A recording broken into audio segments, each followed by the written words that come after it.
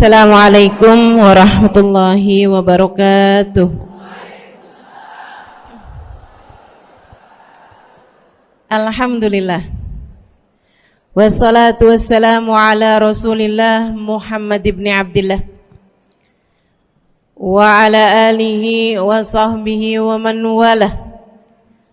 Subhanaka la ilma lana illa ma 'allamtana innaka antal alimul hakim. Rabbi shrah li sadri wa yassir li amri wahlul 'uqdatan min lisani yafqahu qawli.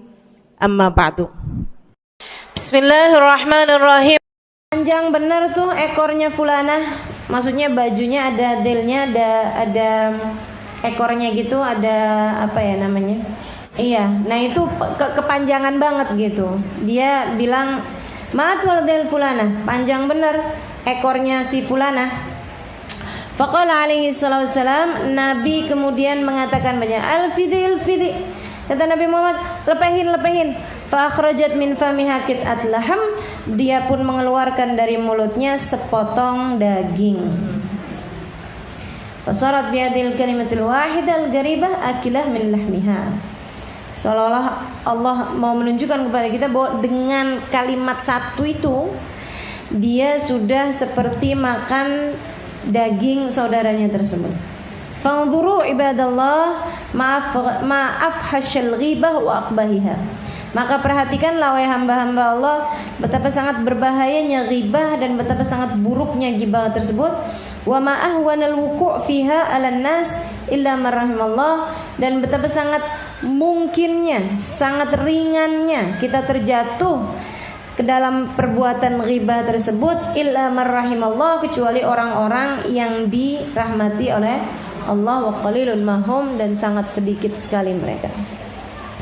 Dikit banget orang yang selamat dari ghibah, dikit banget.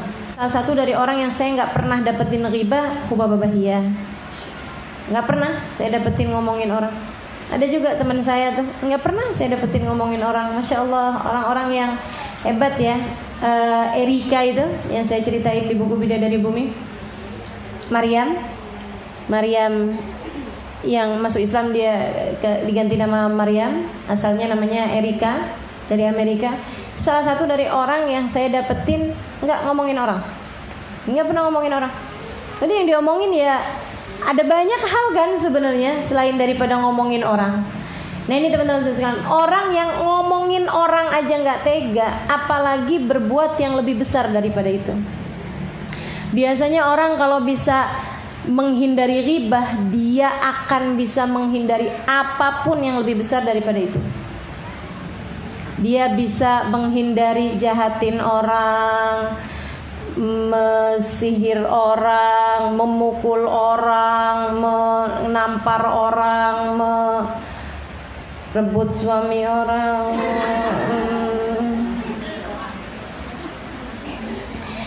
Pokoknya kalau udah bisa menghindari ghibah, itu akan terhindar dari banyak sekali keburukan-keburukan yang lain-lainnya. Gitu ya. Kenapa? Karena dia udah gak tega. Sekedar nyebut orang di belakangnya aja gak tega. Sekedar jahatin orang, ngomong orang, sesuatu tentang orang yang orangnya gak denger loh. Orangnya gak denger, orangnya gak ngerasain. Kita denger, kita ngerasain apa gak kalau kita lagi diomongin orang? Gak ngerasain. Kita gak ada yang sakit nih, sakit nih. Kenapa? Nih kayaknya lagi diomongin orang nih saya nih. Kayak lagi berasa ditusuk-tusuk nih saya dari belakang. Gak berasa teman-teman saya sekalian. Segitunya aja ada orang-orang yang gak tega buat ngomongin orang gitu ya. Karena memang dia punya rasa rahmat yang sangat besar kepada setiap orang lain, dan punya pemikiran yang sangat positif kepada setiap orang. Itu mencegah dia dari perbuatan ghibah. Nah, orang kalau nggak ghibahin orang lain, sekali lagi dia akan terhindar dari begitu banyak hal-hal yang orang lain bisa lakukan untuk menyakiti sesama manusia. Gitu. Jadi kita kalau bisa hindarin ghibah, terhindar dari banyak hal, dari keburukan-keburukan. Belajar yuk, belajar. Mesti merhatiin benar-benar. Jangan sampai ngomongin orang, jangan sampai ngomongin orang. Kadang-kadang udah bisa-bisa diajakin orang ngomongin orang, akhirnya ke bawah deh. Enggak kok, dia tuh aslinya begini. Oh, kamu nggak tahu aja. Tuh udah mulai. Oh gitu ya. Iya. Ya Allah, mudah-mudahan Allah lindungi kita sekalian insyaallah dari berbuat buruk kepada orang lain insyaallah. Biar punya hati yang gak tegaan kayak hatinya Nabi Muhammad SAW. Gak pernah tega. Ada orang musuh sekalipun kena azab, Nabi Muhammad gak tega. Ada orang kafir nyakiti Nabi bayangin dia masuk neraka aja gak tega. Kita disakitin orang lain dikit aja udah ngebayangin nih kayaknya diapain nih anaknya nih ya. Ya Allah, luar biasa kan. Teman-teman sekalian, Nabi Muhammad jatuhnya azab kepada orang kafir, Nabi Muhammad nggak mau. Waktu perang Uhud kan gitu, sampai sujajabinu, patah, pecah dahinya Nabi Muhammad pecah, teman-teman sekalian, pecah. Bukan cuman ada kegores gitu, bukan pecah. Tempurungnya sampai darahnya itu mengucur. Itu ditadah sama Nabi Muhammad darahnya. Kenapa kau tadah Rasulullah? Saya takut kalau netes ke bumi Allah murka, Allah turunkan adab kepada orang kafir. Nabi nggak mau. Waktu ada jenazah Yahudi lewat, Nabi Muhammad bilang, gumu, diri. Idza marartum bi janazah fagumu, kata Nabi Muhammad, kalau kalian dilewati sama jenazah, ada jenazah lewat depan kalian, berdirilah. Rasul, tapi ini Yahudi. Tapi kan ada bersama dengan malaikat-malaikatnya Allah. Kalau dia muslim, kita hormatin dia, kita hormatin malaikat pencabut nyawanya, kita hormatin malaikat rahmat yang bersamanya. Tapi kalaupun gak muslim, malaikatnya kan tetap muslim. Yang nyabut nyawanya, yang bawa ruhnya tetap malaikat-malaikatnya Allah. Jadi kalian berdiri untuk itu. Sahabat berdiri. Nabi nangis. Sahabat sampingnya heran ngeliat, kenapa nangis Rasul? Kata Nabi Muhammad, nafsun aflatat alayya fayadkhulan nar. Ada satu jiwa saya tidak bisa menyelamatkannya sehingga masuk ke dalam api neraka. Masuknya neraka orang kafir yang nyakitin Nabi, Yahudi yang kerjaannya memikirkan gimana cara menghancurkan Nabi. Nabi nggak tega bayangin dia masuk neraka. Hatinya itu loh teman-teman sekalian. Buat jadi pikiran kita nih, di mana hati kita dari hati Nabi? Di mana hati kita dari hati Nabi? Kamu bayangin ada orang susah gara-gara kamu, bisa nggak kamu? Kok biasa aja saya ya, apalagi kalau orangnya emang udah nyakitin saya, habis mau gimana lagi sih? Masih seperti itu, kamu masih jauh dari Nabi Muhammad SAW. Kita masih jauh dari Nabi Muhammad SAW. Jauhnya ini, kamu gak kepengen jadi tambahin deket. Jauhnya ini kamu biarin aja, kan gak gitu. Jauh-jauhnya harus kita pangkas teman-teman sekalian. Gimana caranya? Miliki hati yang punya rahmat sama orang lain. Kalau ada keburukan-keburukan yang masih kita kerjakan sama orang lain, cepet-cepet berhentiin. Masih ada kejahatan kamu buat sama orang lain, cepetan, taubatin. Lagi ada orang yang kamu jahatin selama ini, setiap ketemu kamu plengosin mukanya, ayo buruan. Lagi ada orang yang kamu sakiti hatinya saat ini, cepetan, minta maaf, buruan. Lagi ada sesiapapun yang kamu punya niatan buruk kepadanya selama ini, buruan. Ada kebaikan apapun kamu niatin sekarang waktunya teman-teman sekalian. Dibantuin nanti sama Nabi Muhammad. Nggak bisa bangun tahajud. Nah mulai nih masih waktu tersisa nih. Bantuin nanti, tangan Nabi narik. Pengen bisa istiqomah, sholawatan, agak susah kemarin. Coba usahain sekarang. Nanti itu cepet banget. Tangan Nabi narik kita.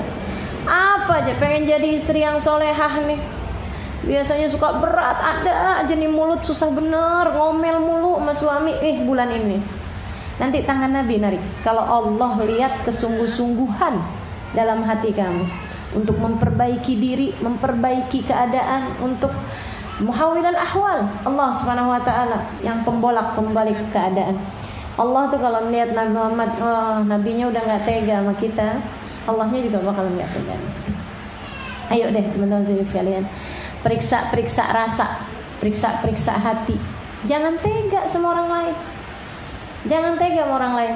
Jadi sekalian, Nabi Muhammad azizun alaihi ma anittum. Berat baginya musibah yang menimpa kalian. Musibah menimpa kita, Nabi Muhammad berat. Padahal Nabi Muhammad gak ikut-ikut jadi penyebabnya. Masa kamu malah mengusahakan musibah terjadi sama orang lain? Gara-gara kamu, jauh benar perasaannya. Nabi musibah terjadi sama orang lain, Nabi yang gak tega. Padahal Nabi gak jadi penyebabnya. Masa kita umat yang ngaku cinta sama Nabi malah berusaha untuk memberikan musibah kepada orang lain gara-gara kita? Kalau suami kita punya istri yang gak soleh, akan musibah buat dia. Kita musibahnya dia. Kalau kita gak didik anak-anak kita dengan benar, marah-marah mulu kerjaannya, ngomel-ngomel mulu kerjaannya, kita jadi musibah buat anak kita, teman-teman saya sekalian. Ada hati yang terluka gara-gara kita.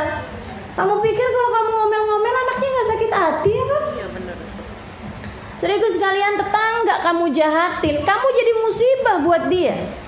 Musibahnya dia itu, jika dia muslim, Nabi berat karenanya. Berarti kamu telah jadi orang yang membuat beratnya Nabi Muhammad alaihissalam. Kita ngaku cinta, ternyata di hadapan Nabi kita dianggap sebagai musuh. Karena memberatkan hati orang lain, menyedihkan hati orang lain. Innalillahi wa inna ilaihi raji'un. Jangan jadi musibah. Nawar dagangan sampai melit, bener orang nyampe sakit hati gitu. Dia lepas juga dagangannya habis, kalau enggak udah ini deh nantinya malah rusak, basi, busuk, ini itu segala macam. Sedih hatinya. Dia ngadu pada Allah. Nabinya sedih loh karena musibah dia, dan kita penyebabnya. Dan kita ngaku cinta sama Nabi Muhammad. Nah kan jauh banget. Jauh banget gitu. Orang mengadukan kita kepada Nabi Muhammad alaihissalam. Jangan sampai jadi orang yang kita diadukan sama orang lain kepada Nabi. Ya Rasulullah, saya udah gak tahan dijahatin mulut sama kakak ipar saya. Ya Rasulullah, saya gak tahan dijahatin mulut sama orang itu. Ya Rasulullah, saya didukunin sama dia tuh Rasul. Ya ampun Rasulullah, saya. Kita diaduin sama orang lain kepada Nabi Muhammad SAW. Jadi benar, jangan sampai kayak begitu. Mudah-mudahan Allah karuniakan kepada kita nih kebaikan-kebaikan hati yang bikin kita gak jadi orang yang diadukan kepada Nabi atas keburukan-keburukan kita. Maka apapun yang masih sedang dikerjakan dari segala keburukan-keburukan, berhentilah teman-teman sekalian. Apapun aja yang masih dari keburukan-keburukan yang masih kita kerjakan, mudah-mudahan kita niatkan berhenti dan minta sama Allah tangan Nabi Muhammad narik kita semua insyaallah dari segala keburukan-keburukan. Amin ya rabbal alamin. Ngutangin riba, dikira nggak diaduin sama Nabi? Diaduin ya nggak? Ya Allah, khair insyaallah, mudah-mudahan. La ilaha illallah Muhammadur Rasulullah sallallahu alaihi wasallam. Ya seperti itu. Katanya Nabi Muhammad, ilfadi pada seseorang, ih gila panjang bener ekornya. Pakai baju ada kelebihannya gitu. Bajunya orang Arab kan memang dail tuh namanya tuh ekor tuh. Panjang bener ya ekornya. Nabi bilang, lepehin. Dia lepehin. Ternyata keluar. Nauzubillah daging. Kayak habis makan dagingnya si orang tersebut. Ini pelajaran Allah Subhanahu wa taala kasih, teman-teman sekalian, Allah Subhanahu wa taala kasih kepada umat Nabi Muhammad dari kalangan para sahabat-sahabat yang memang menerima langsung ilmu dari Nabi Muhammad alaihissalam. Ada banyak di masa hidupnya Nabi itu perkara-perkara yang harusnya maknawi Allah zahirkan. Gini nih, masalah bahwa orang kalau habis ngomongin orang seperti makan bangkai daging saudaranya sendiri, itu kan maknawi.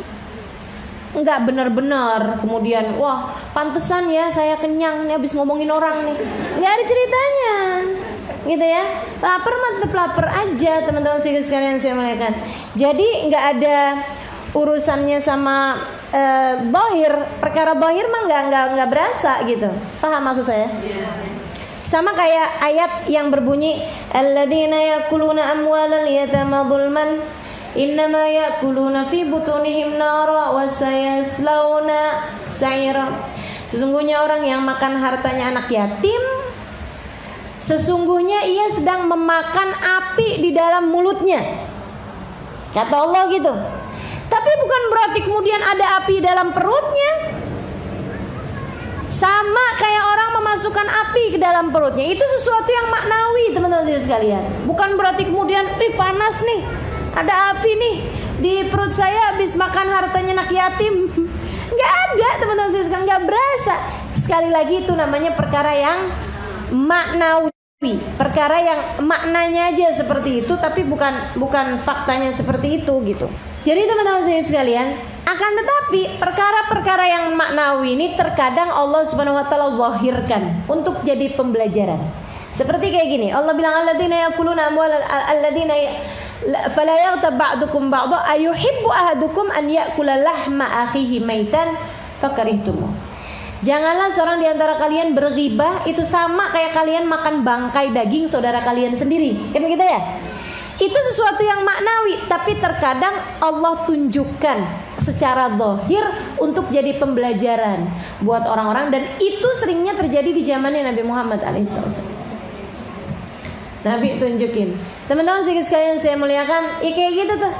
Ada orang habis ngomongin orang, panjang bener ekornya. Kata Nabi, lepehin. Apa Rasul? Lepehin. Loh, keluar daging. Oh, tuh kamu habis ngomongin orang, dagingnya keluar. Ya Allah. Jadi pembelajaran buat dia untuk yang, ya Allah, mesti hati-hati nih kalau ngomong. Jangan sampai kemudian akhirnya jatuhnya jadi ghibah. Begitu kan? Sama kayak yang puasa di zamannya Nabi, jangan ada yang buka kecuali dengan izinku. Nabi kan gitu. Waktunya buka kan pada izin tuh semuanya. Sampai ada 2 orang gak dapet izin.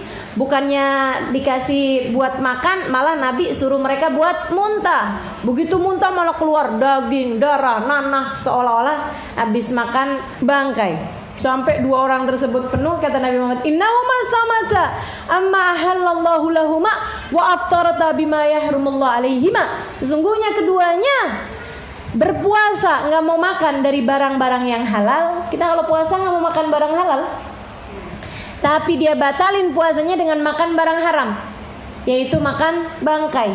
Jalasat ihdahuma indal ukhra faghtabata. Kenapa bisa begitu Rasul? Kata Nabi, yang satu ketemu sama yang lain kemudian ngomongin orang. Sama kayak makan bangkai daging saudaranya, makanya tuh jadi sepenuh itu tuh bangkai. Ya Allah, jadi mikir nih kita nih, alhamdulillah penutupan aib dari Allah Subhanahu wa taala buat kita nih gede bener. Kalau mau ditampakkan, ya Allah, ibu-ibu teman-teman sekalian, enggak ada di antara kita yang badannya sekecil ini nih. Kebanyakan makan bangkai, kebanyakan makan daging. Betul nggak? Nih saya nih kalau ditimbang sama ghibah-ghibahnya nggak segini nih. Ya Allah. Kita semua kalau ditimbang sama aib-aib kita, sama dosa-dosa kita, kira-kira segede apa, teman-teman? Ya Allah.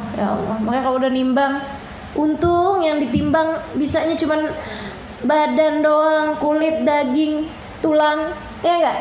Kalau terus nimbang, kaget karena timbangannya ternyata dosa.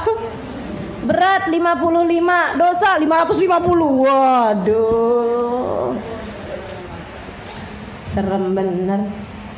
Kata bapak-bapak, iya, untung dosa gak ada baunya. Kalau dosa ada baunya, adakah seseorang mau berada di samping kita? Saya sih dengar bapak yang ngomong kayak gitu, kayak lagi nyindir benar. Untung Alimah saya gak tahu dosa kamu. Kalau saya tahu dosa kamu, saya gak bakalan mau duduk di sebelah kamu. Ya Allah, seremnya. Mudah-mudahan Allah selamatin kita semua, insyaAllah. Amin ya rabbal alamin. Gimana caranya mau berhenti ghibah ini ya? Lagi zaman-zaman sekarang, buka TV isinya ghibah. Betul gak? Tokoh politik ini digibahin, tokoh politik itu digibahin. Buka TV yang lain isinya infotainment, artis-artis. Akhirnya jadi ghibah juga. Duh, kawin cerai mulu, katanya gitu. Ya Allah, ya Allah. Keluar dari rumah, ketemu sama tetangga, diajakin apa? Gibah juga. Ketemu sama teman pengajian, habis selesai bubar, ajakin gibah juga. Hadir maulid. Jangan sampai ya. Di maulid katanya, tapi malah ngomongin orang dalam maulid. Lebih bahaya lagi kalau kemudian yang diomongin ustadzahnya. Na'udzubillah min dzalik. Mudah-mudahan Allah selamatin kita semua. Amin ya rabbal alamin. Ini emang mesti bener-bener ya. Makanya Sayyidina Abu Bakar taruh batu dong, kayaknya perlu juga nih. Gimana caranya nih? Apa saya taruh batu juga aja nih? Biar kita bisa benar-benar ngerapiin kita punya lisan, teman-teman sekalian. Seenggaknya kalau pas lagi pengen marah gitu ya, yang lagi kesel-kesel nih, kayaknya perlu nih ngambil batu taruhin mulut. Atau seenggaknya nggak batu, biji tasbih deh, masukin mulut. Kalau ngomong bisa ketelun biji tasbihnya. Ya Allah, ya Allah. Pokoknya udah ampunan dari Allah itu yang paling penting buat kita. Penjagaan, minta sama Allah. Allahumma ighfir lana fima madha wahfadna fima baqi birahmatika ya arhamar rahimin. Ya Allah bitaufik hatta nafik, kata Habib Umar bin Hafid. Ya Allah kasih kepada kami taufik, kemudahan mengerjakan kebaikan, hatta nafik, biar pada sadar semuanya nih. Kita nih biar pada sadar semuanya, biar pada insaf semua. Amin ya rabbal alamin. Amin ya rabbal alamin. Betapa sangat buruknya ghibah dan betapa sangat dekatnya kita darinya. Betapa sangat busuknya ghibah dan betapa sangat mudahnya kita melakukannya. Betapa sangat buruknya ghibah. Assalamualaikum warahmatullahi wabarakatuh. Alhamdulillah, wassalatu wassalamu ala Rasulillah Muhammad ibn Abdillah wa ala alihi wa sahbihi wa man wala. Subhanaka la ilma lana illa ma 'allamtana innaka antal alimul hakim. Rabbi shrah li sadri wa yassir li amri wahlul 'uqdatan min lisani yafqahu qawli. Amma ba'du. Betapa kematian sesuatu yang pasti. Allah Subhanahu wa taala berfirman dalam Al-Qur'an. Kata Allah, fa'bud rabbaka hatta ya'tiyakal yaqin. Fa'bud rabbaka hatta ya'tiyakal yaqin. Sembahlah Allah Subhanahu wa taala Tuhanmu. Kamu sembah Allah Subhanahu wa taala hatta ya'tiyakal yaqin. Sampai kapan kita nih diminta buat nyembah Allah? Sampai kapan kita diminta buat ibadah? Kata Allah, hatta ya'tiyakal yaqin, sampai datang sesuatu yang pasti. Apa yang pasti? Ayil maut. Yang dimaksudkan dengan suatu yang pasti itu adalah mati. Karenanya siapapun kamu di atas muka bumi ini harus belajar berusaha buat jadi hamba Allah Subhanahu wa taala yang taat. Mudah-mudahan Allah mudahkan. Amin ya rabbal alamin. Jadi orang hidup gak ada yang pasti, teman-teman. Gak ada yang pasti buat orang yang hidup. Ada yang mulai dari kecil sakit terus, ada. Gak ada yang pasti hidup itu. Yang pasti ketika seseorang hidup hanya satu, namanya mati. Kalau kamu diberi kehidupan, maka satu waktu nanti kehidupan tersebut akan diambil kembali oleh Allah Subhanahu wa taala. Sebab memang hidup di dunia, begitu kamu diberi kehidupannya, udah pasti kamu akan berjumpa dengan kematian. Enggak ada yang pasti dalam hidup selain mati. Nah kalau emang yang pasti itu mati, ngapain sisa hidup nggak dipakai buat berbekal menuju sesuatu yang pasti? Ngapain bekalannya untuk sesuatu yang nggak pasti? Misalnya nih, kamu umur tamat SMA, umur 15. Kalau kamu berpikir bahwa saya umur segini berarti udah deket lagi mau nikah, bekalan menuju nikah. Misalnya, apa yang kamu kerjakan? Hidung kurang mancung, mancungin alis kurang nyelirit, kurang bulan sabit, kamu sabitin alis kamu. Bibir kurang sekarang ini musim orang suka bibir lebar-lebar. Ya udah dah saya tambahin biar agak turun bibirnya, biar doer bibirnya. Kalau kamu berpikir bahwa kamu akan menuju kepada kematian, kalau kamu berpikir kamu akan menuju kepada pernikahan, kamu kemudian berbekal menuju ke arah sana. Tapi kan sebenarnya nikahnya emang udah pasti? Belum pasti nikahnya. Betul? Orang hidup nggak pasti nikah, teman-teman. Berarti kalau kayak gitu gimana nih caranya nih? Gimana cara kita menjadikan hidup kita bermakna? Takutnya udah siap-siap, tahu-tahu nggak dapet, iya kan? Kan sia-sia. Kalau gitu yang pasti aja, kamu hidup biar bermakna, pastikan hidupmu adalah saatmu berbekal menuju kepada kematian. Saya tuh waktu SD kabarnya pinter. Mungkin ada guru-guru saya di sini. Selamat pagi Bu Guru. Kabarnya dulu pinter waktu saya sekolah. Saudaraku sekalian saya muliakan, tapi saya dulu selalu punya pikiran bahwa bisa jadi umur saya nggak panjang. Walaupun ternyata itu tidak terbukti ya. Sampai dengan sekarang saya masih ada di atas muka bumi ini, udah panjang hidup saya. Dulu itu saya selalu berpikir bahwa bisa saja umur saya nggak panjang.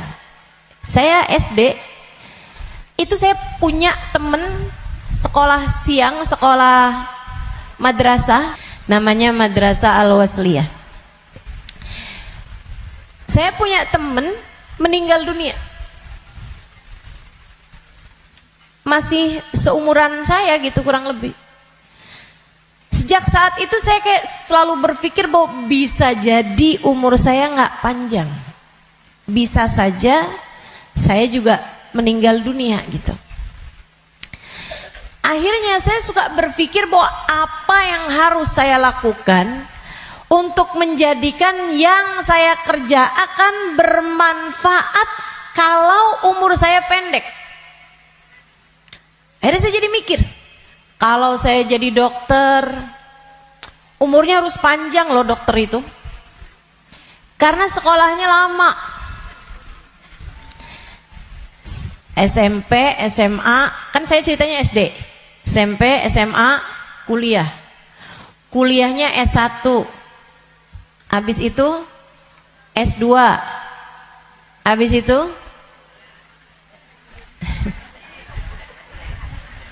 ST katanya. Buat jadi dokter spesialis itu kan mesti banyak sekolahnya. Apalagi kalau mau spesialis yang spesialis lagi gitu. Buat jadi dokter yang bagus. Artinya sekolahnya tuh panjang. Baru bisa jadi dokter yang hebat, dokter yang mumpuni di atas usia 30-an tahun, bahkan mungkin 40-an tahun. Habisnya itu dia praktek mengamalkan ilmunya. Berapa lama? Sampai ketika datang ajal menjemputnya. Manfaatnya ilmunya itu berapa lama? Untuk bisa dipraktekkan bermanfaat buat umat manusia gitu. Sampai dengan berapa lama? Sebentar aja berarti. Kita aja kalau udah dirawat sama dokter yang terlalu tua rada was-was. Betul nggak? Dokternya mau nulis resep, ambil kacamata dulu gitu kan. Terus nulisnya agak tangannya gemeteran. Takut kita. Ini kalau misalnya dia ngelihatnya salah-salah gitu kan. Atau dia mau nyuntik tangannya udah gemeteran. Waduh, udah kayaknya rada gimana gitu. Tapi kita sama dokter muda juga kita ragu-ragu. Betul gak? Coba tuh. Betapa ternyata mau jadi dokter aja itu umurnya cuman dari sekitar 40 sampai ke 50 atau 60 tahun dah gitu. Cuman segitu doang. Sisanya udah enggak tuh. Udah enggak maksimal. Saudaraku sekalian saya muliakan, saya jadi mikir gitu. Wah, kalau gitu enggak usah jadi dokter deh, takutnya umur-umur 30-an tahun saya meninggal, saya enggak bekalan apa-apa nih. Apa ilmu, apa hal yang bisa membuat saya bisa nggak nyesel kalau saya mati muda? Itu yang saya pikirkan lagi zaman saya SD. Hingga akhirnya saya memutuskan untuk saya akan belajar di pondok pesantren. Biar saya kenal sama agama Allah. Biar saya ngerti caranya jadi hamba Allah. Biar saya kenal sama baginda pemimpin agama saya, baginda Nabi besar Muhammad. Biar saya bisa dekat dengannya. Hingga semoga begitu saya meninggal dunia, saya dapat berjumpa dan bertemu dengannya. Itu harapan saya. Akhirnya saya belajar di pondok-pondok pesantren, terus belajar, terus belajar, terus belajar. Saudaraku sekalian yang saya muliakan, alhamdulillah saya rasakan ilmu saya udah bermanfaat dari sejak usia 20 tahun. Saya udah mulai mengajar dari usia 20 tahun dan saya mengajarnya dalam bahasa Arab di kota Tarim, Hadramaut, Yaman. Saudaraku sekalian saya muliakan, pada akhirnya kehidupan mengajarkan kita bahwa jangan mau memperjuangkan sesuatu yang tidak kamu bawa mati. Begitu saya belajar lama, saya jadi ngerti bahwa ternyata bahkan bekalan menuju kematian itu bukan ilmu yang banyak, bukan.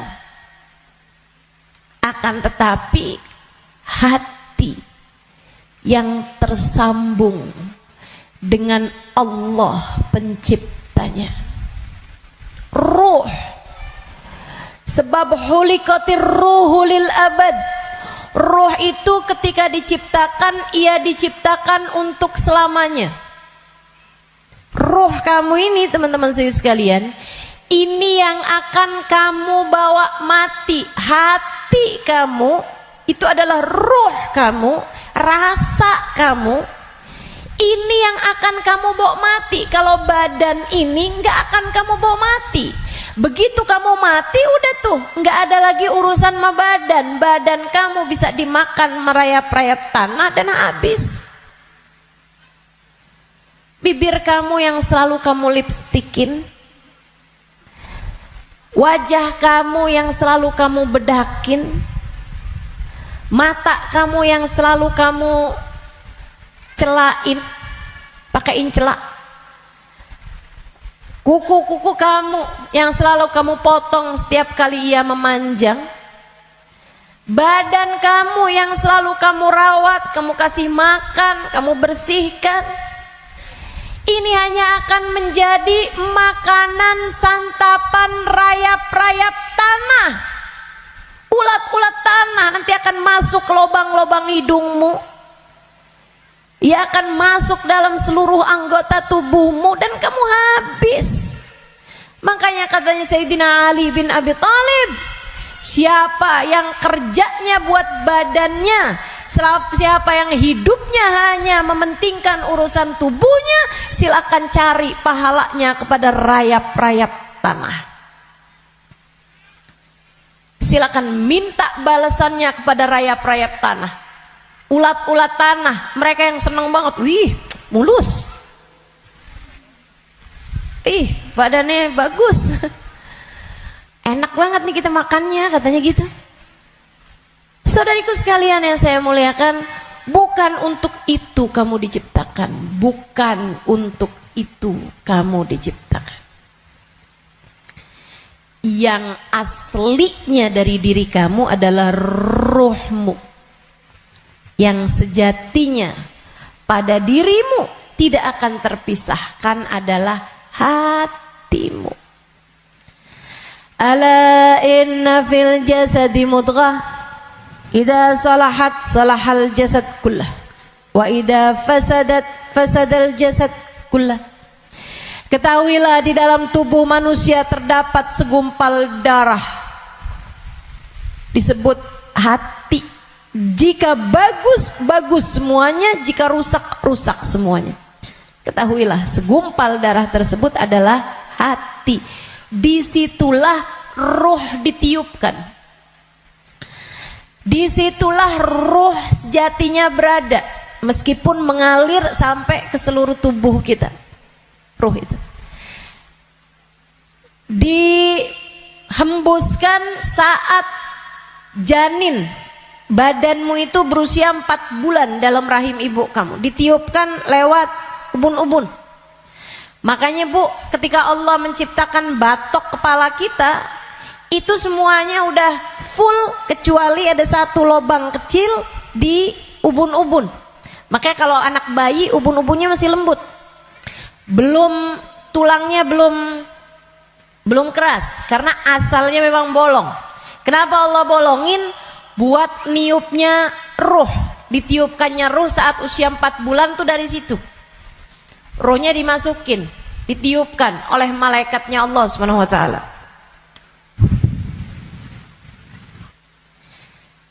Pusatnya ditaruh di jantung atau di hati, dia pusatnya tuh ditaruh di hati, menyebar ruh tersebut sampai ke ujung-ujung jari. Itu ruh. Kalau datang kematian, dicabut lagi dari ubun-ubun. Malaikat pencabut nyawa sama halnya dengan malaikat peniup ruh, itu memulai pekerjaannya dari ubun-ubun. Nyabut nyawanya juga dari sini. Dicabut dari atas kan, yang duluan hilang yang kaki. Makanya orang kalau mati tuh kakinya duluan yang dingin. Yang lain masih hangat tapi kaki udah dingin, itu berarti sudah memulai proses pencabutan nyawa. Sama kayak ada prosesnya bayi ketika keluar, makanya ada istilah pembukaan 1, bukaan 2, bukaan 3 tuh. Sama halnya juga dengan peniupan ruh. Ruh juga begitu. Ketika ditiupkan dan ketika dicabut itu juga seperti itu. Ada masa-masa berhentinya, namanya sakarat. Namanya sekarat. Ala inna lil mauti sakarat, kata Nabi Muhammad SAW. Ketahuilah, kematian ada sekaratnya. Kematian ada hentakan-hentakannya, enggak sekaligus. Kematian ada tahapan-tahapannya. Ditarik sampai ke lutut. Jadi yang dingin duluan, yang gak ada ruhnya duluan kakinya. Tarik lagi, sampai ke pusar. Pusar kita nih. Tarik lagi, sampai ke ulu hati.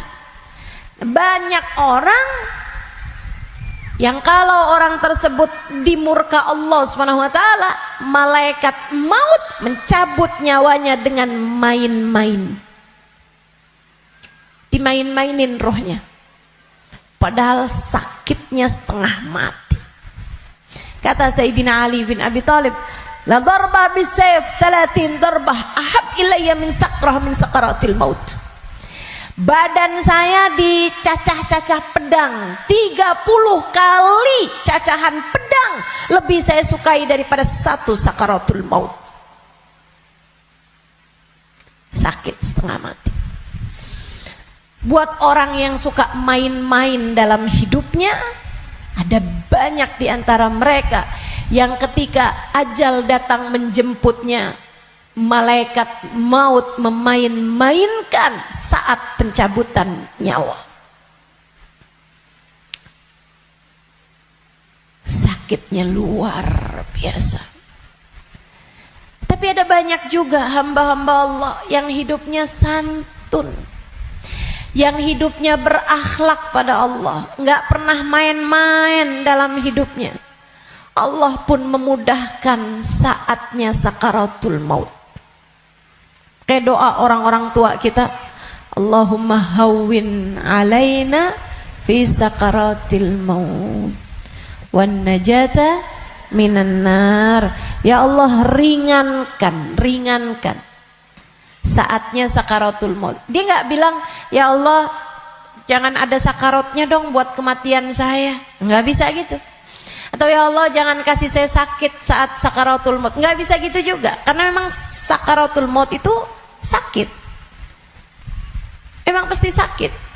Jadi yang diminta adalah Allahumma khaffif alaina fi sakaratul maut. Ya Allah ringankan sakitnya sakaratul maut. Apa yang bisa meringankan? Maksudnya ringannya tuh gara-gara apa? Kalau kamu tanya sama saya, Ustazah, ringannya sakaratul maut tuh gara-gara apa? Saudaraku sekalian, sesuatu itu sakit bisa jadi ringan itu karena dua hal. Satu, karena memang sakitnya itu levelnya jadi ringan. Kan begitu? Sakit kan ada level-levelnya. Memang Allah jadikan sakitnya itu ringan, jadi berkurang sakitnya. Itu banyak yang seperti itu. Sehingga sakaratul mautnya kayak nggak sakarat gitu. Karena sama sekali nggak kesakitan. Ada yang begitu, memang diringankan sama Allah SWT. Level sakitnya memang diturunkan oleh Allah SWT, semacam itu. Atau yang kedua, Allah alihkan fokusnya sehingga dia jadi kayak nggak berasa sakaratul maut, karena Allah memalingkan fokusnya bukan kepada sakitnya tapi kepada sesuatu yang lain. Apa? Allah palingkannya dengan apa? Yang paling indahnya, yang paling enaknya adalah dengan dihadirkannya baginda Nabi besar Muhammad sallallahu alaihi wasallam di saat sakaratul maut tersebut. Sakit, tapi enggak jadi terasa sakitnya sebab ia bisa lihat Nabi Muhammad. Sebab dihadirkan Nabi Muhammad untuknya. Sakit, tapi ya nggak terasa. Gimana coba? Gimana sakitnya mau terasa kalau kamu bisa ketemu Nabi Muhammad? Nabi Muhammad misalnya berkata kepadamu, selamat datang wahai umatku. Ya udah nggak ada lagi rasa sakitnya, teman-teman. Udah jadi indah semuanya. Banyak yang begitu juga. Kekasih berjumpa dengan kekasihnya di saat sakaratul maut. Banyak. Kita ustazah gak tahu deh. Minta aja. Doa aja. Walaupun gak pantas. Biar gak nyesel. Betul gak? Betul gak? Mau doa tapi rasanya kayak gak pantas gitu ustazah. Orang kayak saya kematiannya dijemput sama Nabi Muhammad. Emang gak pantas. Yang kayak kamu ngomongin orang, yang kayak kamu kalau sholat berantakan, betul? Ngarepin kematiannya dijemput sama Nabi Muhammad, siapa kamu? Betul gak? Sama. Saya juga berpikir hal yang sama denganmu. Siapa saya? Sampai saya berharap kematian saya dijemput sama Nabi Muhammad. Tidak ada di antara kita yang pantas. Gak ada di antara kita yang layak. Gak ada. Gak ada. Tidak saya, tidak kamu, sama. Sama. Tapi kita tetap berdoa. Kita tetap meminta kepada Allah SWT. Kali-kali aja doa kita diijabah. Ya siapa tahu ya kan? Siapa tahu. Soalnya takut kalau nggak minta nyesel. Sebab Nabi Muhammad itu dermawan. Sebab Nabi Muhammad itu dermawan. Kadang-kadang orang kalau dermawan tuh kita nggak bisa kira. Tahu-tahu memberi lebih dari yang kita minta. Itu sakaratul maut. Nanti habis cabut tuh dari pusar sampai ke dada. Dada, hati itu teman-teman pusatnya. Allati tattali'u alal afidah. Sampai ketika roh tersebut nyampe di afidah.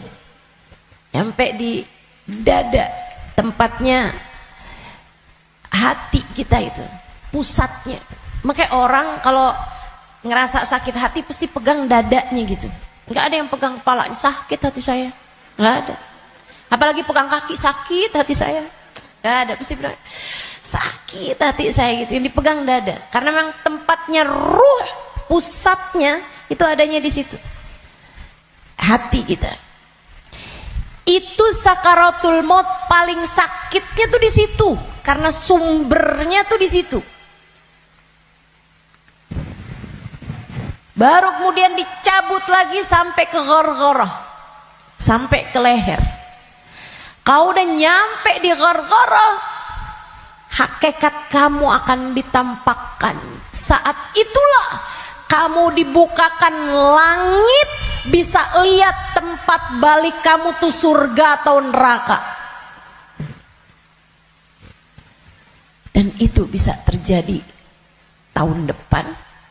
Dan itu bisa terjadi bulan depan. Untukmu atau untukku.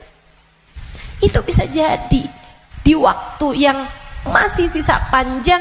Bisa jadi juga sudah tinggal sedikit lagi waktumu untuk merasakan apa yang disebut dengan sakaratul maut ini. Semuanya pasti ngalamin. Semuanya nggak ada yang bisa lari. Saat ghargharah, saat nyawa udah sampai di tenggorokan, dibukakan pintu demi pintu, kata Nabi Muhammad. Ketika Nabi bercerita kepada Sayyidah Aisyah, ya Aisyah, man ahabba liqa Allah, ahabballahu liqa'ah, wa man kariha liqa Allah, karihallahu liqa'ah. Wahai Aisyah, siapa yang senang saat perjumpaannya dengan Allah, Allah pun senang berjumpa dengan dia. Siapa yang benci berjumpa dengan Allah, Allah pun benci berjumpa dengan dia. Ya Rasulullah, walakinnana nakrahul maut. Bukannya semuanya takut memati Rasul. Takut kan gak seneng. Bukankah kita semuanya takut mati Rasul? Kalau takut mati kan artinya kita gak seneng. Kalau kita gak seneng, Allah gak seneng juga dong ketemu kita. Gak gitu Aisyah. Tapi nanti saat ghargharah, saat nyawa sudah di tenggorokan, Allah akan bukakan langit-langit dan Allah akan perlihatkan tempat kembali bagi roh seseorang. Rohnya itu baliknya kemana?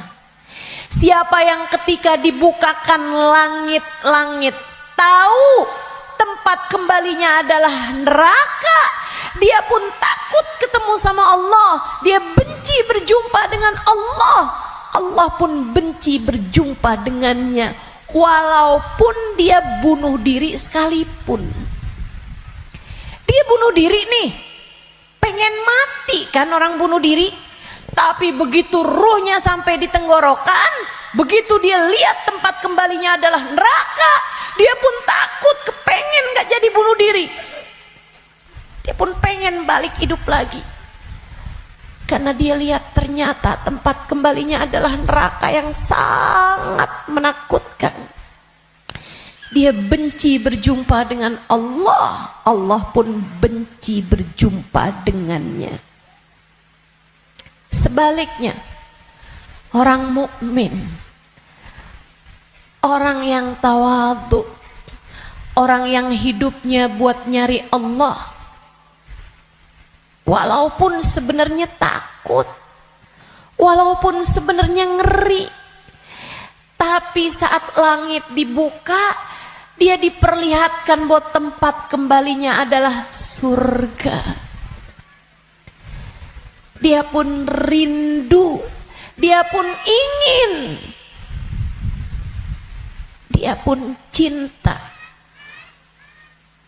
untuk berjumpa dengan Allah. Dia pun bahagia, dia sukacita berjumpa dengan Allah, Allah pun sukacita berjumpa dengannya.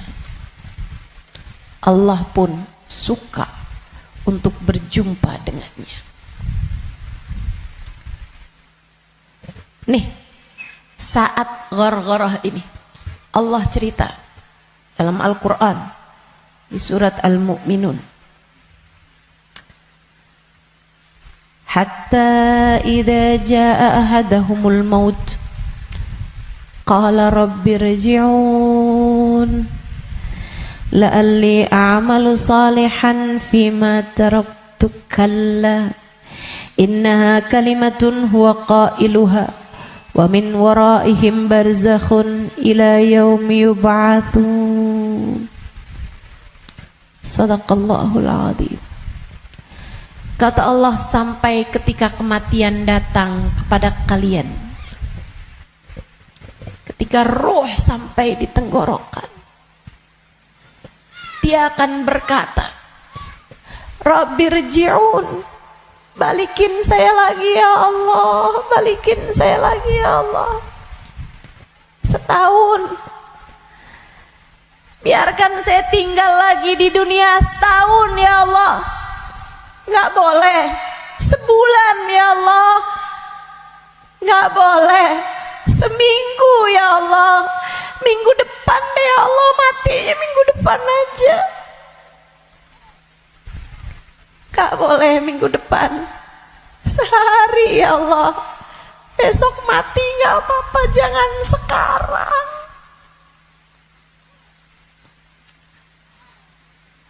Nggak boleh sejam ya Allah, sejam lagi matinya ya Allah, balikin lagi ya Allah. Rabbirji'un la'alli a'malu salihan fima taraktu. Saya akan segera bagi-bagi harta saya buat sedekah. Saya akan segera sholawatan kepada Nabi Muhammad. saya bakal segera baca Al-Quran, saya bakal segera sholat, saya mau minta maaf sama orang-orang.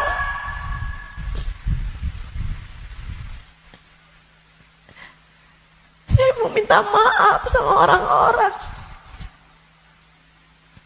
Sisakan untuk waktu walaupun 1 jam. La'alli a'malu salihan fima taraktu. Aku akan mengerjakan kebaikan yang selama ini saya tinggalkan.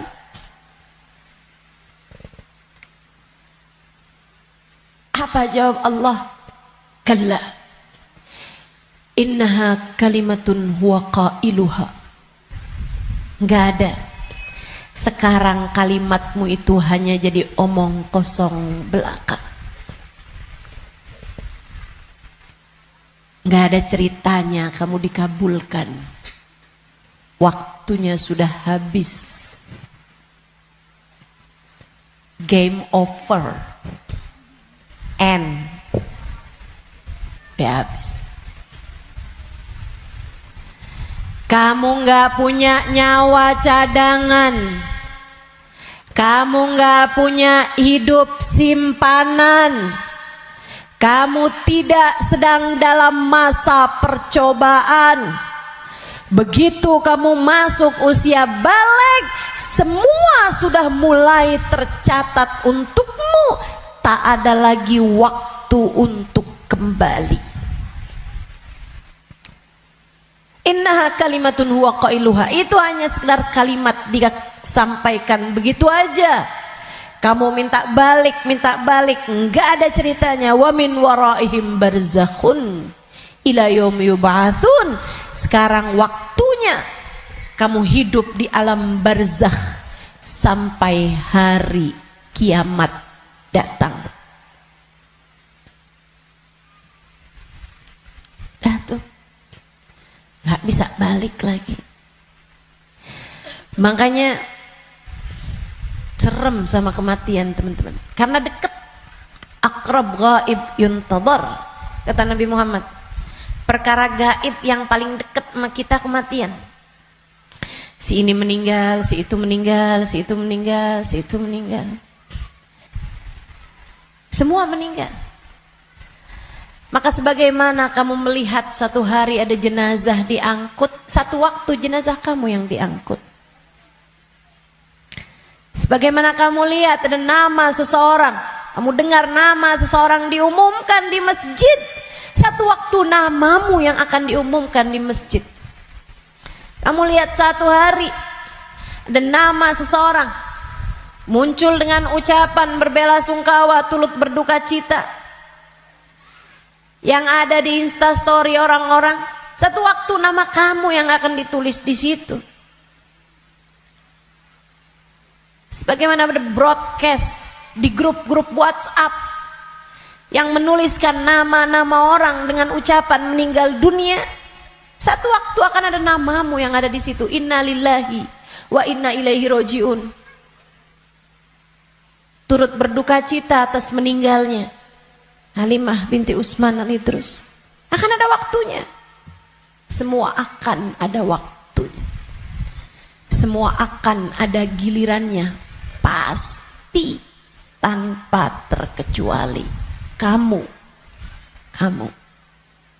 akan datang giliranmu. Pasti tanpa terkecuali.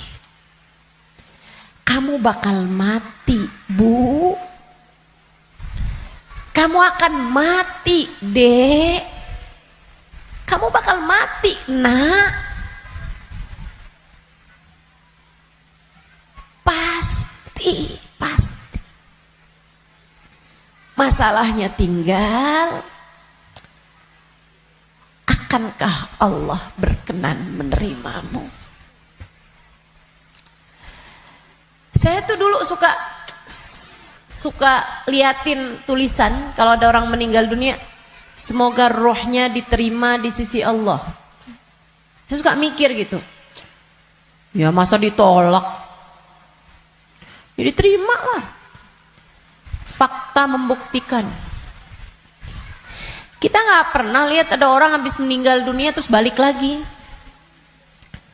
Lah, bukannya kamu seminggu yang lalu meninggal? Oh, nggak diterima. Pernah? Nggak pernah. Ya saya suka pikir gitu. Ya diterima lah.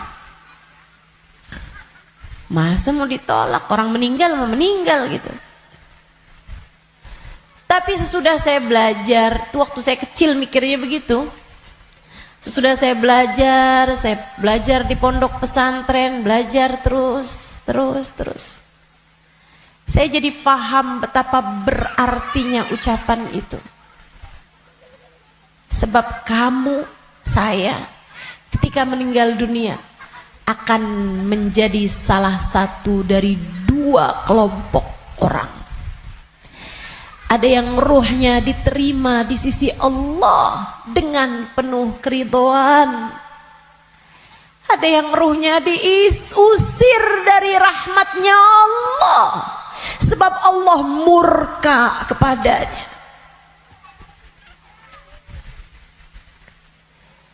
Kalau waktu hidup kayak gini nih, kamu lagi punya perlu, kamu datang ke rumah saudaramu, ditolak dari yang satu, bisa kamu datang ke tempat saudaramu yang lain.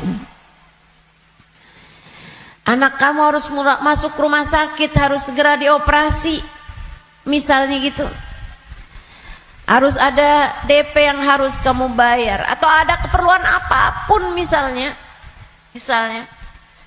Kamu bisa datang ke tempat saudaramu, dia nggak bukain pintu, kamu bisa datang ke tempat yang lain. Dia nggak ngasih, kamu bisa datang ke tempat yang lain. Kamu misalnya mau bikin kopi, gulanya nggak ada, misalnya gitu. Kamu bisa datang ke tempat saudara kamu, sebelah kamu, tetangga kamu. Nggak dikasih, nggak dibukain pintu, atau dia bilang nggak ada misalnya. Bisa lagi ke tempat saudaranya, tempat sebelahnya. Orang hidup ini andai ditolak dari yang satu, kita masih punya pilihan tempat yang lain. Seapa-apanya masih ada pilihan tempat yang lain. Tapi kalau kamu meninggal dunia, kamu hanya akan menjadi wa inna ilaihi raji'un, hanya akan kembali kepada Allah Subhanahu wa ta'ala. Kalau pintu rahmatnya Allah tertutup darimu, kalau kamu diusir dari kasih sayang Allah Subhanahu wa ta'ala, Allah tidak berkenan menerimamu, kemana kiranya kamu akan pergi? Terusir dari pintu rahmatnya Allah, kamu mau kemana?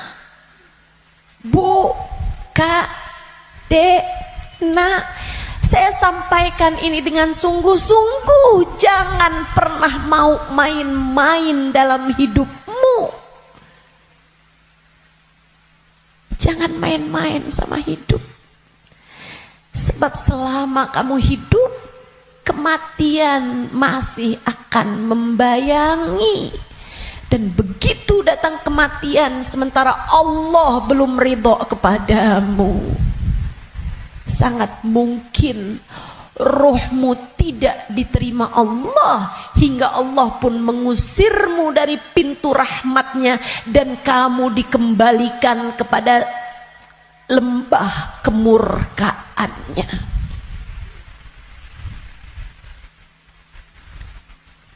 Dimurka Allah Subhanahu wa ta'ala. Dimurka Allah Subhanahu wa ta'ala. Enggak enak.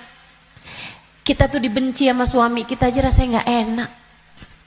Kita dibenci sama saudara kita aja setengah mati, enggak enak rasanya. Bukan begitu? Bayangkan kalau kamu datang ke rumah Allah, kamu datang kepada Allah, sementara Allah mengusirmu dan tidak ridho kepadamu serta benci kepadamu, dan kamu gak bisa balik lagi ke atas muka bumi ini, kayak apa rasanya? Dalam keabadian kamu dimurka, dalam keabadian kamu dibenci, dalam keabadian kamu tersiksa.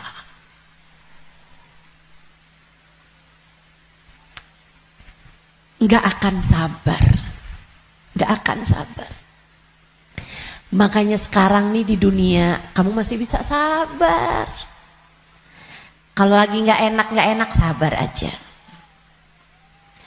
Malam-malam ngantuk mau tahajud, yang sabar. Bangun tahajud, yang sabar. Biar nanti kamu nggak ketemu waktu di mana kamu tidak akan sabar menghadapinya. Kamu nggak akan kuat ngadepinnya. Sekarang kamu kuat. Buat puasa kamu kuat. Buat baca Quran kamu kuat. Buat hadir majelis taklim kamu kuat. Buat baca maulid kamu kuat. Buat berbuat baik pada orang tua kamu kuat. Buat berbuat baik sama suami kamu kuat. Buat doain anak-anak kamu kuat. Buat ngurusin rumah kamu kuat. Buat ngerjain kebaikan-kebaikan kamu kuat. Maka kerjakan apa yang kamu kuat untuk menghindarkan diri dari sesuatu yang kamu nggak bakal kuat. Bertahanlah terus. Bertahanlah untuk tetap menjadi solehah. Yang sabar jadi solehah. Tetaplah jadi hamba Allah yang solehah. Gak kuat nih saya, enggak, kamu kuat. Kamu kuat. Saya gak kuat lagi Ustazah ngadepin suami kayak begitu. Kuat, kamu kuat. Saya gak kuat lagi Ustazah ngadepin orang tua saya nih Ustazah. Kuat, kamu kuat. Gak kuat lagi saya ngadepin anak-anak saya Ustazah. Kamu kuat, kamu kuat. Kamu kuat. Saya gak kuat puasa, kuat, kuat. Saya gak kuat tahajud, kuat. Kuat. Saya gak kuat baca zikir habis duhur, habis subuh ke isyraq, kuat, kuat. Saya gak kuat baca ratib malam-malam hari, ngantuk saya, kuat, kuat. Kamu kuat ngerjain itu semua. Saya gak kuat Ustazah buat berbuat baik sama semua orang. Saya pengen marah aja semuanya. Enggak, kamu kuat, kamu kuat. Jangan marah-marah, jangan. Jangan marah-marah. Kamu kuat. Teman-teman saya sekalian. Yang gak kuat kalau kamu mati dan kamu terusir dari rahmatnya. Yang kamu gak kuat kalau sampai di dalam kubur ruhmu disiksa, kamu gak akan kuat. Yang gak kuat kalau kamu datang malaikat yang menanyai dalam kuburan dan kamu gak bisa jawabnya, hingga kemudian malaikat tersebut mulai menyiksamu, kamu gak akan kuat. Sisanya di dunia ini kamu kuat, kamu kuat. Saya dijahatin terus Ustazah sama tetangga saya gak kuat lagi, kamu kuat. Saya ditinggalin sama teman-teman saya gak kuat, kuat, kuat, kuat. Percaya saya, kamu kuat. Saya sakit Ustazah, saya udah gak kuat lagi, kuat, kuat, kuat. Yang kamu gak kuat kalau kamu sampai diusir dari rahmatnya Allah. Yang kamu gak kuat kalau ruhmu keluar, dan bisa jadi itu bulan depan, bisa jadi itu minggu depan. Saat ruhmu keluar dan kamu ngelihat tempat kembalimu adalah neraka, kamu gak akan kuat.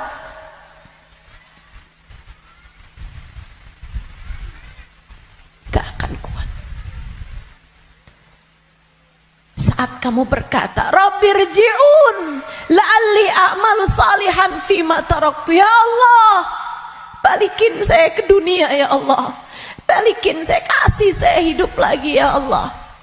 Itu yang kamu gak akan kuat. Sekarang di dunia semuanya kamu kuat menjalaninnya. Kuat. Kamu mampu. Kamu bisa bertahan untuk tetap menjadi solehah. Percaya saya. Saya sangat miskin Ustazah, saya udah gak kuat lagi hidup di dunia ini. Kamu kuat, kamu kuat. Saya ambil utang aja Ustazah, dipinjol, saya udah gak kuat lagi. Kamu kuat, jangan utang. Jangan utang. Jangan ambil utangan. Apalagi pakai riba. Lebih kamu nanti tambah rusak jalannya, tambah salah hidup kamu. Kamu kuat menjalani kehidupan di atas muka bumi ini, teman-teman. Yang kamu gak kuat kalau sampai mati Allah murka padamu. Kamu gak akan kuat. Maka yuk berbekal. Dengan apa berbekalnya? Satu, hidup yang benar. Tetaplah istiqomah. Sholat jangan ditinggal. Ibadah jangan ditinggal. Apa yang kamu bisa kerjain, kerjain. Sedekah biar kata sedikit jangan ditinggal. Saya orang miskin Ustazah, saya nggak bisa sedekah banyak-banyak. Tapi kamu masak, banyakin kuahnya kata Nabi. Bagiin tetangga, kasihin tetangga kamu pas kamu lagi masak. Saya nggak bisa sedekah Ustazah. Tapi kamu masak nasi, masak, pakai sambal, iya. Apa? Tempe goreng, banyakin, sisain dikit buat tetangga kamu, kasih buat orang yang susah, juga yang ada di sekitarmu.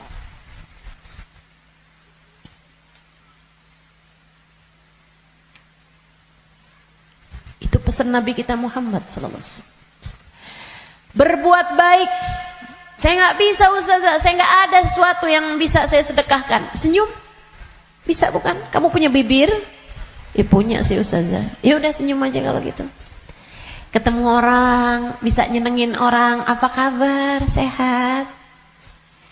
Atau saat kamu bangun di waktu malam, kamu angkat tanganmu, kemudian kamu bilang, ya Allah, sayangi tetangga-tetangga saya ya Allah, sayangi teman-teman saya ya Allah, ampuni dosa-dosa mereka ya Allah, orang di kampung saya ya Allah, ampuni dosa-dosanya ya Allah.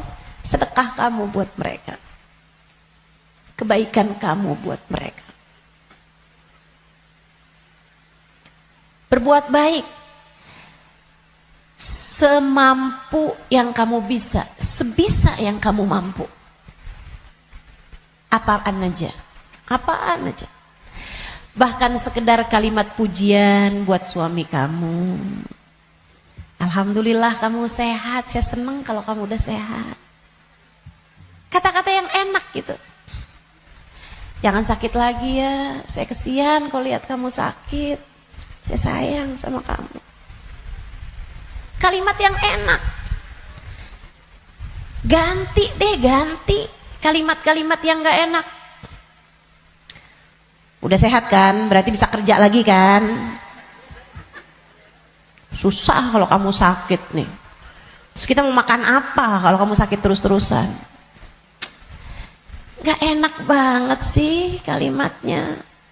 Kamu bakal mati. Maka pilihlah kalimat yang gak jadi penyesalan bagimu sesudah kematianmu. Yang bagus ngomongnya, yang bagus. Jangan sakiti hati orang.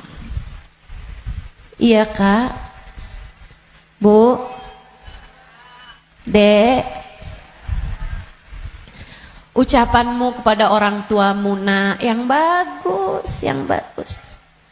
Mama yang sehat ya Ma. Mama yang sehat. Enggak kok, Mama nggak pernah ngerepotin. Saya seneng ada Mama. Tetaplah sehat Ma. Tetaplah kuat Ma. Yang bagus ngomongnya. Nanti nyesel kalau kamu yang pergi atau mamahmu yang pergi.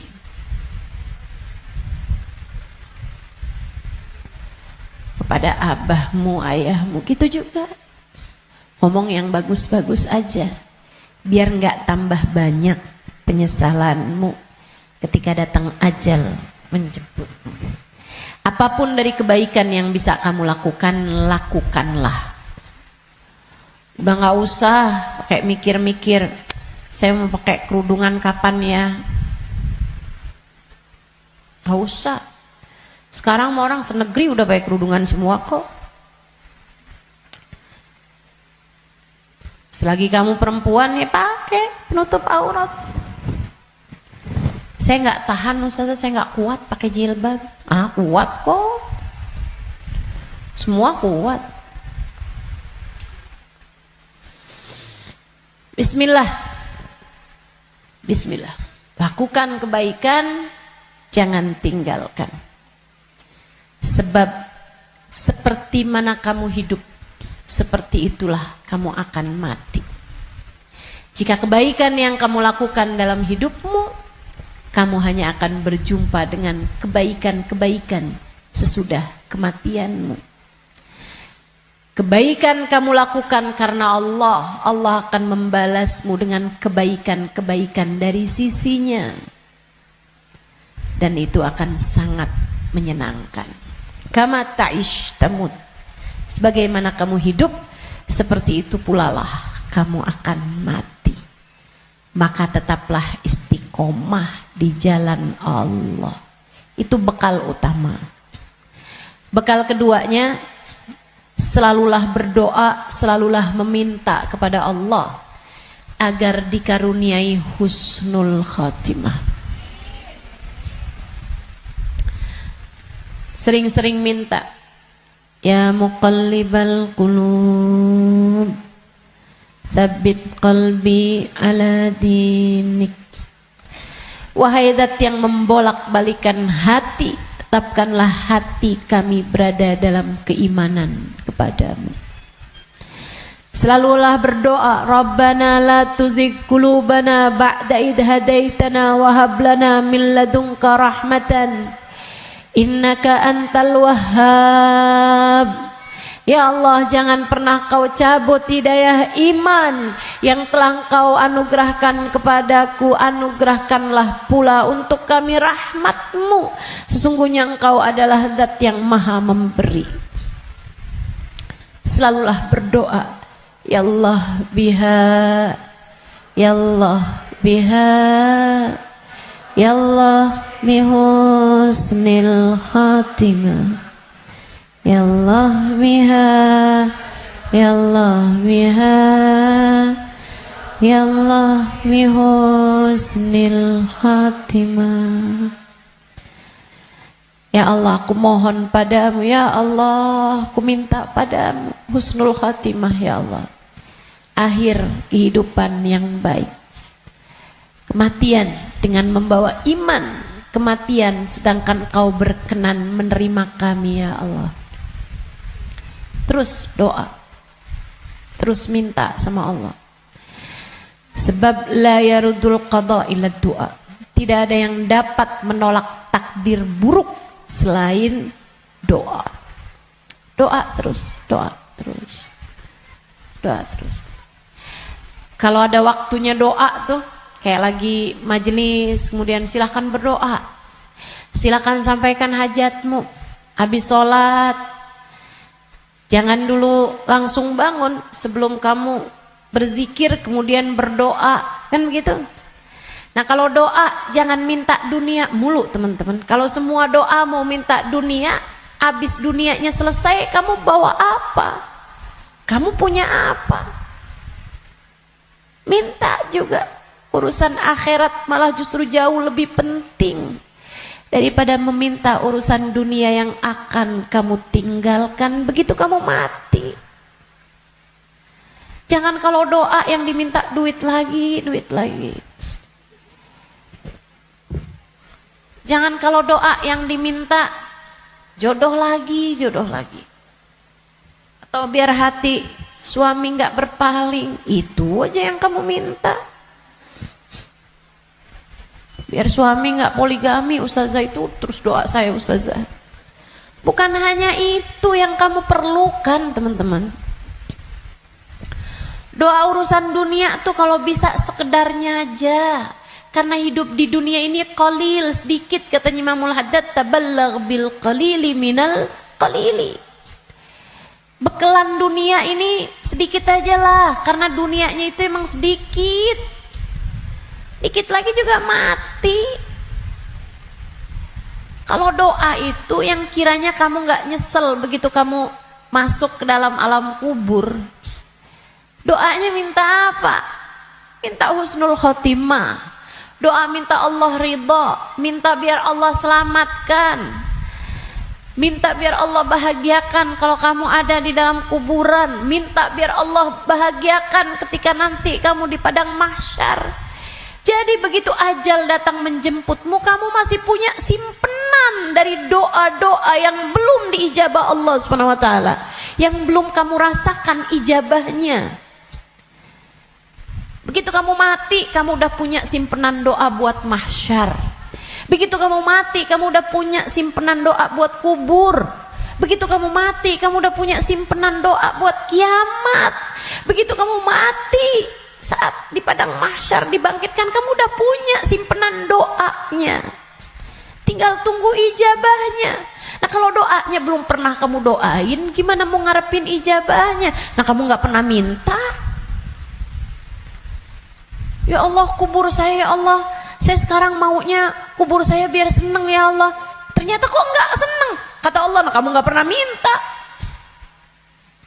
Di dunia yang sering mintanya, biar nanti kamu dapat ijabahnya.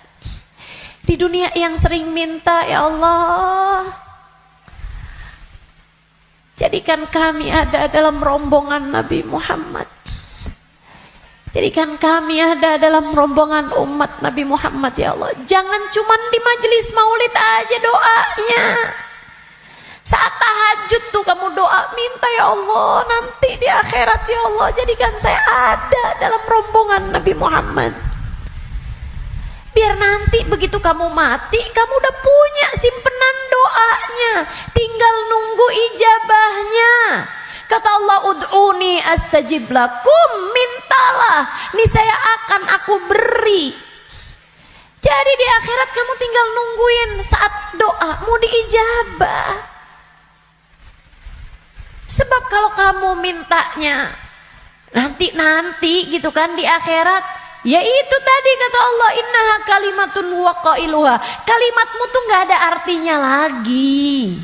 Gak ada maknanya lagi. Sebab akhirat bukanlah tempat berbuat. Dunia nih tempatnya berbuat. Akhirat hanyalah tempat untuk dibalas. Kalau saatmu di dunia kamu hanya minta dunia, apa yang kamu persiapkan buat sesudah kematianmu?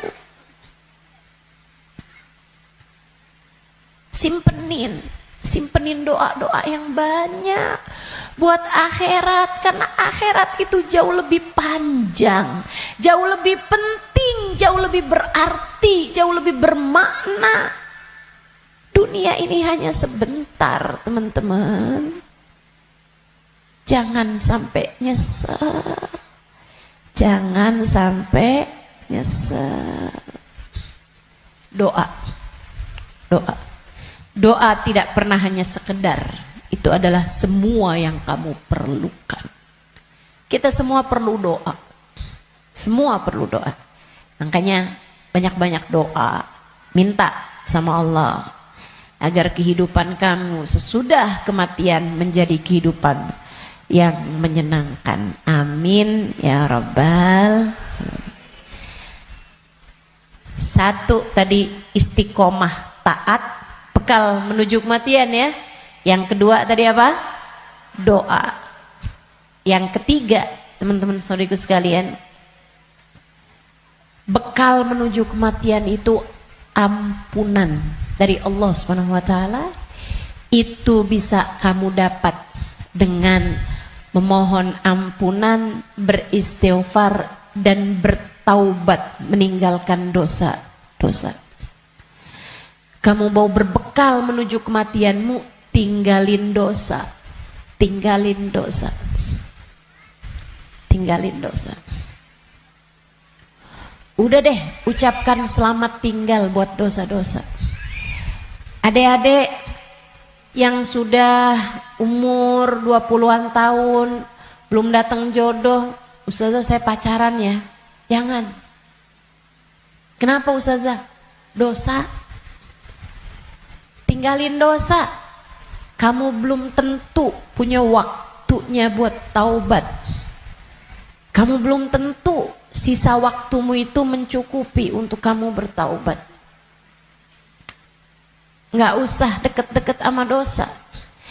Ya Ustazah, kalau nggak pacaran kita nggak nikah Ustazah. Siapa bilang? Banyak kok orang-orang nikah nggak pakai pacaran. Dan banyak juga orang pacarannya sama siapa, nikahnya sama siapa. Betul? Betul? Ngapain kamu menghabiskan energi, menghabiskan rasa hanya untuk menjaga jodoh orang? Ngapain?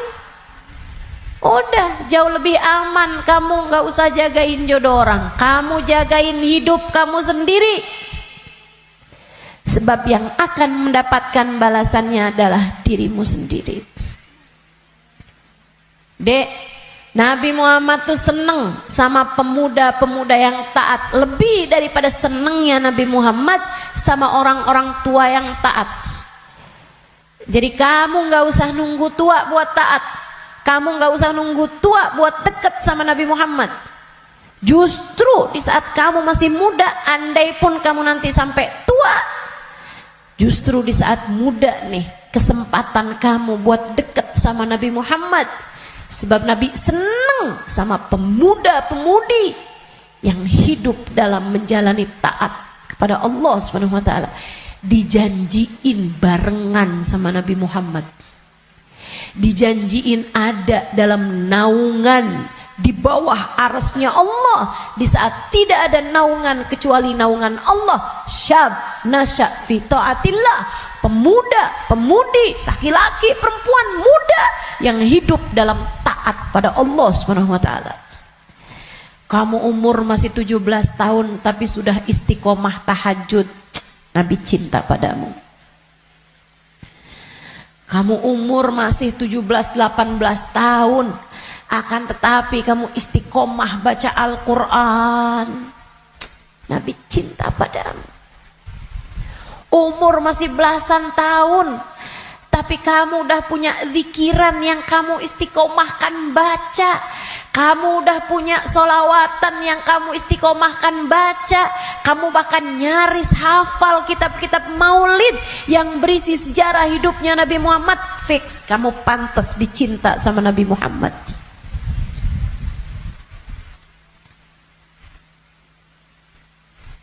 Kamu punya kesempatan besar untuk bisa jadi orang yang kelak di hari akhirat nanti membersamai Nabi Muhammad. Tinggalin dosa, dek, tinggalin dosa. Gak ada pentingnya.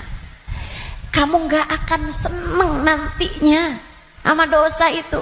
Kelihatannya kayak bagus tapi bikin sumpek. Kelihatannya kayak enak tapi bikin hati gelap.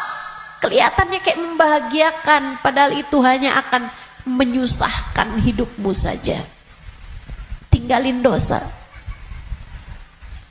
Semua yang ada di sini, yang tua, yang muda, tinggalin dosa, tinggalin dosa. Itu cara kamu biar bisa berbekal menuju kematian yang indah. Yang terakhir, kamu pengen berbekal menuju seindah-indah kematian adalah dengan mencintai orang-orang soleh. Gaulmu itu loh benerin. Gaulnya mau orang bener, biar kamu bisa bener. Sayangnya mau orang bagus di mata Allah, orang soleh, orang solehah. Sayangnya mau ulama, sayangnya sama guru-guru, gitu kan? Mau ustadz, mau ustadzah, sama kiai, sama bunyai, sama habib, sama habibah, muhbabah. Itu bikin kamu bisa jadi orang-orang yang meninggalnya nanti dalam keadaan-keadaan yang indah. Tentu di akhirat kita semuanya ingin dikumpulkan dengan orang-orang baik.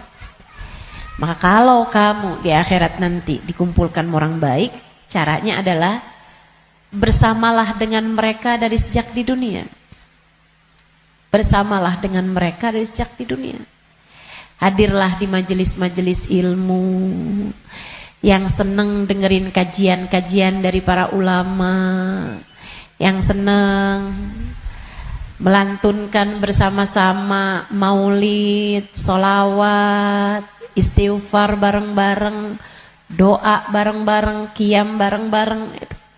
Kebersamaanmu dengan apapun di dunia akan membuatmu bersama di akhirat nanti dengan orang-orang yang kurang lebih sama.